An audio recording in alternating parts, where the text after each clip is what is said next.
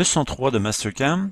On a vu donc comment dessiner un cercle, comment le transporter à l'origine, et on va tout revoir ça, mais avec un rectangle cette fois-ci, pourquoi pas.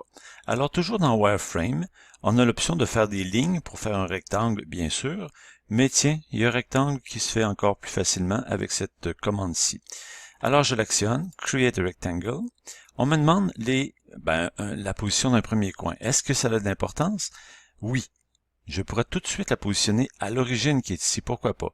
Donc le coin, je clique, et on me demande la valeur de l'autre coin que je peux donner à l'œil, sans dimension précise, ou en rentrant des dimensions précises dans le bandeau ici à gauche. Alors je vais dire, tiens, un rectangle de 12 par 6.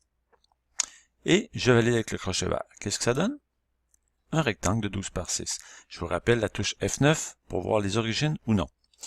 Supposons par contre que j'aurais bien aimé que mon origine soit dans le milieu du rectangle et non en bas à gauche. Ce serait possible, bien sûr. J'ai deux options. Je peux déplacer mon rectangle ou dessiner mon rectangle directement à la bonne origine.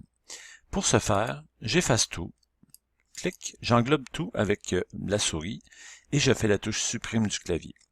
Je vais dessiner un rectangle et vous avez peut-être ça qui apparaît, End Selection, on peut faire le crochet vert. Je refais un rectangle, mais cette fois-ci, je vais le faire directement à l'origine. Rectangle.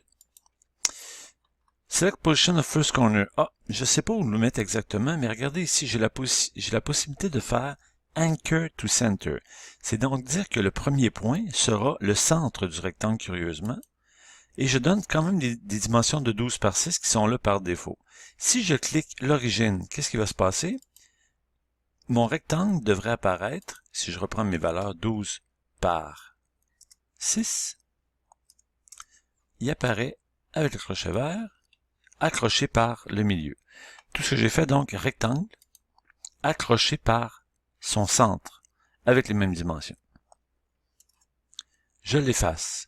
Plutôt que d'effacer, vous avez toujours, comme dans n'importe quelle application Windows, la possibilité de faire un undo, simplement en haut à gauche.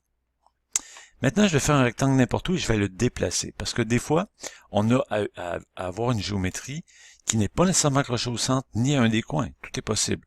Alors, je fais un rectangle, toujours avec les mêmes principes.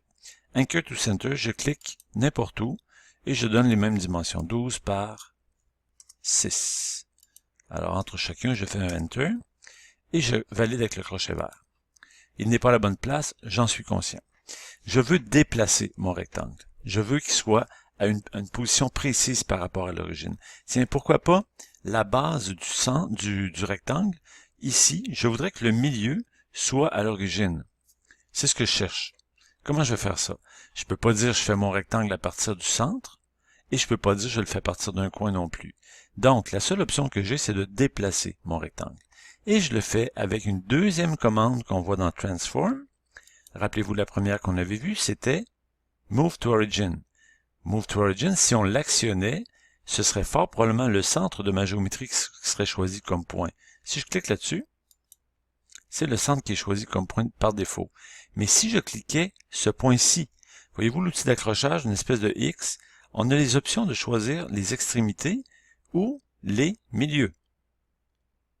N'est-ce pas? Alors si je me déplace et je clique ce point-là, c'est ce point-là qui va être déplacé à l'origine. Donc, pas nécessaire de prendre la petite cible qui représente le centre de gravité ou le centre de masse. Mon rectangle est d'une couleur différente, vous avez sûrement constaté. Je viens de faire le bouton de droite de la souris et à toutes les fois que Mastercam fait une modification à un objet, il change de couleur. C'est comme ça. Mais on a une icône ici qui s'appelle Clear Colors qui va me permettre de remettre l'objet visuellement dans la même couleur qu'il était.